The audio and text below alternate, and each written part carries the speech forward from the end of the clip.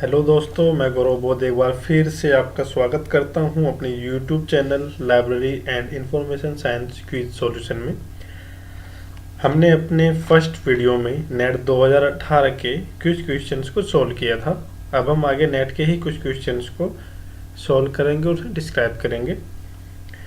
Channel पर आगे बढ़ने से पहले हमारे चैनल को सब्सक्राइब कर दीजिए और बेल आइकन को प्रेस कर दीजिए। अगर दोस्तों वीडियो पसंद आए तो लाइक, कमेंट और शेयर करना मत भूलिएगा। तो चलिए दोस्तों शुरू करते हैं आज के पहले क्वेश्चन से।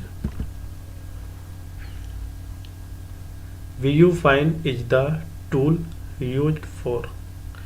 व्यू फाइंड के लिए इस्तेमाल किया जाने वाला उपकरण है। इसके ऑप्शन हम दिए गए हैं दोस्तों। इसका आंसर है लाइब्रेरी रिसोर्स डिस्कवरी सिस्टम, जो कि थर्ड उस पर दिया गया है। दोस्तों व्यू फाइंड एक लाइब्रेरी रिसोर्स पोर्टल है जिसे लाइब्रेरीज के द्वारा लाइब्रेरीज के लिए डिजाइन और डेवलप किया गया था। व्यू फाइंड का मेन गोल अपने यूजर्स को लाइब्रेरी के सभी रिसोर्सेज को सर्च करना और ब्राउज करने में सक्षम करना था, ताकि ओपेक के रिसोर्स सर्विसेज को रिप्लेस कर सकें, जैसे कि catalog records, locally cached journal, digital library items, institutional repository, institutional biography and other library collection and resource. इन सबको VuFind is completely modular, so you can implement just the basic system or all of the components, and since it is open source you can modify the modules to best fit your need, or you can add new modules to extend your resource offerings. This is the full description of this question. चलिए दोस्तों हम आगे दूसरे question पे बढ़ते हैं। हमारा दूसरा क्वेश्चन है दोस्तों, which library software was not provided by the telnet. यानी कि कौन सा लाइब्रेरी सॉफ्टवेयर है जो टेलनेट के द्वारा नहीं दिया गया था। दोस्तों इसका आंसर है डेल्मस, जो कि तीसरे नंबर पर दिया गया है। देखिए दोस्तों, एग्जाम पॉइंट ऑफ व्यू के हिसाब से अगर हम देखें तो टेलनेट भारत का सबसे बड़ा और पहला रजिस्टर्ड लाइब्रेरी नेटवर्क है, जो कि 1998 में national information system for science and technology, जिसे आप निसाट के नाम से भी जानते हैं, की हेल्प से इस्टेब्लिश किया गया था। टेलनेट को पहले दिल्ली लाइब्रेरी नेटवर्क के नाम से भी जाना जाता था, बट आफ्टर 2000 इसका नाम डेवलपिंग लाइब्रेरी नेटवर्क कर दिया गया। टेलनेट को 1992 में नेशनल इंफॉर्मेटिक्स सेंटर, जो कि दिल्ली लाइब्रेरी नेटवर्क के नाम से रजिस्टर किया गया था। अब बात करते हैं टेलनेट के द्वारा डेवलप किए गए लाइब्रेरी सॉफ्टवेयर के बारे में। उसके कुछ एग्जांपल्स मैंने दोस्तों उसमें दिए भी हैं, Delmos, Del Windows, Del Plus and Delsis. दोस्तों जो डेलमेस सॉफ्टवेयर है, ये एक डेसीडॉक के द्वारा 1988 में डिफेंस पर्पस के लिए तैयार किया गया था। और डेलमेस को जो प्रोग्रामिंग लैंग्वेज यूज की गई थी वो कोबोल लैंग्वेज थी, जिसमें इसको प्रोग्राम किया गया था।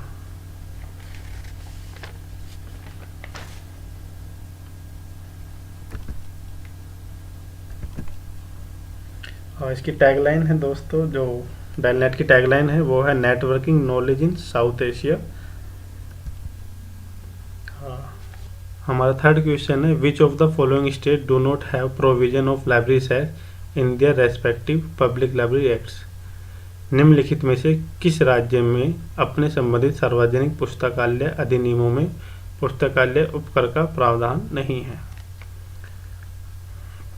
ऑप्शन आपको दिए गए हैं, वेस्ट बंगाल, तमिलनाडु, केरला एंड मणिपुर। दोस्तों इसका आंसर है वेस्ट बंगाल एंड मणिपुर, जिसमें लाइब्रेरी सेस नहीं है। दोस्तों सबसे पहले हमें ये पता होना चाहिए कि भारत में कितने राज्यों में पब्लिक लाइब्रेरी एक्ट हैं जो लगे हुए हैं। वो स्टेट्स हैं जिनमें पब्लिक लाइब्रेरी एक्ट्स अभी वर्किंग है। यहाँ हमने एग्ज़ाम पॉइंट ऑफ व्यू के हिसाब से सभी स्टेट्स के लाइब्रेरिएशन और उनके ईयर को शो कर दिया है, और साथ ही साथ हमने उन स्टेट्स को हाईलाइट किया है जिनमें लाइब्रेरी सेस लागू किए गए हैं, जैसे तमिलनाडु, जिसे मद्रास के नाम से जानते हैं, 1942 में 10% लेता है, आंध्र प्रदेश 8%, कर्नाटका 6% एंड केरला 5%। अदर्स में है बस बहुत कम है जिसको हम उसमें नहीं काउंट करते हैं, तो मेन ही 4 ही हैं। आप इनको एक बार देख लीजिएगा। चलिए दोस्तों नेक्स्ट क्वेश्चन पे चलते हैं। Identify the component of lamp given below. नीचे दिए गए लैम्प के घटकों को पहचानें। ऑप्शन है लाइनेक्स, एक्रोबॉट, माइस्क्वेल, पर्ल। दोस्तों इसका आंसर है लाइनेक्स एंड माइस्क्वेल।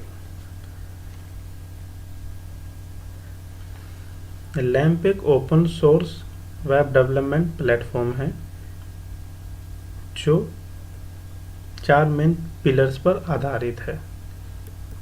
पहला है Linux operating system, second Apache web server, MySQL for relational database management system RDBMS, और चौथा है दोस्तों PHP। PHP एक्रोनिम है हाइपर टेक्स्ट प्री प्रोसेसर का, जिस इन सभी का उपयोग ऑब्जेक्ट ओरिएंटेड स्क्रिप्टिंग लैंग्वेज के रूप में करते हैं। एक बात और ध्यान रखना दोस्तों, PHP के स्थान पर हम पर्ल लैंग्वेज और पाइथन लैंग्वेज का यूज भी कर सकते हैं, वो डिपेंड करता है। Next question, arrange the following IPR related acts in India according to their year of enactment. Bharat के निम्नलिखित IPR संबंधित अधिनियमों को उनके अधिनियमन के वर्ष के अनुसार व्यवस्थित करें। यहाँ दोस्तों दे गया है, इन्हें एक क्रम में लगाना है इनके ईयर वाइज। तो इसका दोस्तों अगर हम देखें तो कॉपीराइट एक्ट सबसे पहले आया था। इसका जो आंसर है वो है पहला ही है दोस्तों, ADBC। पहले जो आया था कॉपीराइट एक्ट आया था, उसके बाद ट्रेडमार्क एक्ट, उसके बाद डिजाइन एक्ट, और सबसे लास्ट में आया था इंफॉर्मेशन टेक्नोलॉजी एक्ट, जिसे IT एक्ट के नाम से भी जानते हैं। देखिए दोस्तों, कॉपीराइट एक्ट 1957 में इनेक्ट किया गया था, और डिजाइन एंड IT एक्ट 2000 में सन 2000 में इनेक्ट किया गया था। बट जो ट्रेडमार्क एक्ट है वो 99 में इनेक्ट हुआ था, इसलिए ये फर्स्ट कोड सही है ADBC। इसके अलावा मैंने मोस्टली सभी एक्ट्स को यहाँ विद ईयर शो कर दिया है। आप इन्हें एक बार देख लें और याद कर लें, क्योंकि इनमें से कोई सा भी ज़्यादातर तो IT एक्ट या कॉपीराइट एक्ट या पेटेंट एक्ट ही पूछा जाता है, लेकिन कोई सा भी आएगा तो आप उसको डीप थोड़ा देख लीजिए और याद कर लीजिएगा। नेक्स्ट क्वेश्चन पे चलते हैं दोस्तों। Arrange the following entities according to FRBR model. FRBR model के अनुसार निम्नलिखित संस्थाओं की व्यवस्था करें। ऑप्शन है आइटम, एक्सप्रेशन, वर्क, मैनिफेस्टेशन। दोस्तों इसको याद रखने का एक कोड है WEMI, WEMI, और मैं WEMI इसलिए हम उसे सिंपली देख सकते हैं। इसका आंसर जो है पहला ही है CWBE M4DNAI, WEMI। तो FRBR stands for functional requirements for bibliography records. दोस्तों FRBR को 3 ग्रुप में बांटा गया है। पहला ग्रुप जो है वो work, expression, manifestation and item है, जो कि इसमें क्वेश्चन में दिया गया है। ये सभी आर्टिस्टिक और इंटेलेक्चुअल प्रोडक्ट्स को रिप्रेजेंट करते हैं। जो कि हमने इधर बताया भी है, इसमें लिखा हुआ है इंग्लिश में, आप देख लीजिएगा। ग्रुप 2 में जो आते हैं इसमें person, family and corporate body के लिए दिए गए हैं, जो ग्रुप 1 के आर्टिस्टिक और इंटेलेक्चुअल संरक्षण के लिए रेस्पॉन्सिबल हैं। ग्रुप 3 में जो है अब इसमें है concept, objects, events and place terms include हैं, जो कि ग्रुप 1 और ग्रुप 2 के इंटेलेक्चुअल प्रयास के सब्जेक्ट्स हैं, उसको ऐसा दिखाया गया है दोस्तों। ये एग्जाम पॉइंट ऑफ व्यू से काफ़ी इम्पोर्टेंट क्वेश्चन है, आप इसको ज़रूर वेब सर्च कर सकते हैं अपने आप से भी एक बार। नेक्स्ट क्वेश्चन है, arrange the following principle of management by Henry foil in proper sequence. Henry foil द्वारा प्रबंधन के निम्नलिखित सिद्धांतों को उचित क्रम में व्यवस्थित करें। इसके ऑप्शन दिए गए हैं दोस्तों। हेनरी फॉयल के 14 लॉ थे, जिसमें से 4 उठा के यहाँ दिए गए हैं। इन अगर आपको प्रॉपर याद है विद सीक्वेंस तो आप इन्हें यहाँ लगा सकते हैं। तो दोस्तों इसका आंसर है सेकंड, ACDB, यानी कि जो क्रम है उसमें पहले डिवीजन ऑफ वर्क आएगा, उसके बाद डिसिप्लिन है, फिर अथॉरिटी एंड रिस्पॉन्सिबिलिटी है, और आप उसके बाद यूनिटी ऑफ कमांड है। हमने वो 14 के 14 नियम इधर साइड में दिखा भी दिए हैं। दोस्तों हेनरी फॉयल के बारे में थोड़ा बताना चाहूँगा। हेनरी फॉयल जो कि 1841 में इन्होंने general theory of business administration को डेवलप किया था, जिसे फाइलोजम के नाम से जाना जाता है।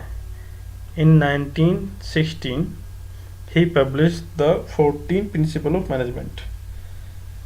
ठीक है दोस्तों, इन्हें आप सभी प्रिंसिपल को विद सीरियल एक बार दोहरा लीजिए, जैसे कि division of work, balancing authority and responsibility, discipline, unity of command, unity of direction, subordinate of individual interest of the general interest, demonetisation, centralisation, scalar chain order, equity, stability of tenure of personal initiative, speed the corps. आप इनको याद कर लीजिएगा। ये भी काफ़ी important question है, जो कि मैनेजमेंट उससे लिया गया है। Next question is Lotka's law deals with, Lotka के कानून से संबंधित है। यहाँ ऑप्शन देते गए हैं। इसमें दोस्तों पूछा गया है कि लोटका का जो नियम है वो किस चीज़ पे बेस्ड है या किस पे है। तो इसका आंसर है दोस्तों productivity of authors in terms of scientific papers. दोस्तों लोटका का पूरा जो नाम था वो अल्फ्रेड जे लोटका है, और ये जो लोटका लॉ है ये 1926 में दिया गया था, और इसकी जो इक्वेशन मैंने यहाँ दिखाई है x⁴n मल्टीप्लाई y = c। यहाँ मैंने उसको पूरा डिस्क्राइब कर दिया है कि x = number of publication, y क्या होता है number of author carried with x publication, n क्या है नंबर ऑफ साइंटिफिक सब्जेक्ट, यानी कि कितने scientific subjects under this publication, उसमें n = है, c = कांस्टेंट। और दोस्तों मैंने 2 और बिब्लोमेट्रिक्स लॉ हैं इसमें ऐड किए हैं विद थ्योरम, जैसे कि ब्रैडफोर्ड लॉ है। ब्रैडफोर्ड लॉ का इनका पूरा नाम था सैमुअल क्लेमेंट ब्रैडफोर्ड, और इन्होंने scattering of articles over different journals का लॉ सन 1934 में दिया था। इनकी थ्योरम है n²n³, जहाँ पे दोस्तों n जो है नंबर ऑफ आर्टिकल है। सेकंड है जिप्स लॉ, इनका पूरा नाम था जॉर्ज किंग्सले जिप, इन्होंने 1935 में जिप्स लॉ दिया था। उसकी जो ये इस पर बेस्ड है frequency of occurrence of the word in a text, और इसकी थ्योरम है दोस्तों यही R × F = C, जहाँ पे R रैंक है, F फ्रीक्वेंसी है और सी कांस्टेंट है। इनको कैसे निकालते हैं, कैसे इनको वो करते हैं, इसके लिए एक पीपीटी अलग से मैं बना दूंगा। इसमें थोड़ा टाइम लगेगा दोस्तों। अभी बाकी चलते हैं नेक्स्ट क्वेश्चन पे। Question number 9, which one of the following is the element of the marketing mix. निम्नलिखित में से कौन सा विपणन मिश्रण का तत्व है। ऑप्शंस हैं पीपल, परचेज पावर, प्रोडक्ट। दोस्तों इसका आंसर है प्रोडक्ट, जो कि मार्केटिंग 4Ps में से एक है। मार्केटिंग मिक्स के 4P में से एक है। मार्केटिंग मिक्स एक एक्शन बिजनेस सेट है जो अपने प्रोडक्ट और सर्विस को कस्टमर को प्रोवाइड कराता है, और ये अपने कस्टमर्स को दी गई सर्विस को जानने में हेल्प करता है कि वो राइट टाइम में, राइट प्लेस में, राइट प्राइस में राइट प्रोडक्ट मिलता है या नहीं, ये उसको जानने का एक टेक्निक है दोस्तों मार्केटिंग मिक्स। मार्केटिंग मिक्स के 4Ps जो कि प्रोडक्ट, प्राइस, प्लेस और प्रमोशन है, वो मैंने वहाँ दिखा दिए हैं। आप इनको एक बार थोड़ा पढ़ देख लीजिए। इसके अलावा मैंने नीचे 4Ps जितने भी थे, प्रोडक्ट, प्राइस, प्लेस, प्रमोशन, सभी को थोड़ा थोड़ा डिस्क्राइब किया है कि प्लेस कहाँ कहाँ कैसे, और प्राइस, उनको मैंने थोड़ा डिस्क्राइब किया है। इसको थोड़ा ध्यान से देख लीजिएगा और स्टडी कर लीजिएगा। Next question, when did project Gutenberg start. Project Gutenberg कब शुरू हुआ था। ऑप्शंस हैं 1970, 71, 85, 91। दोस्तों इसका आंसर है 1971।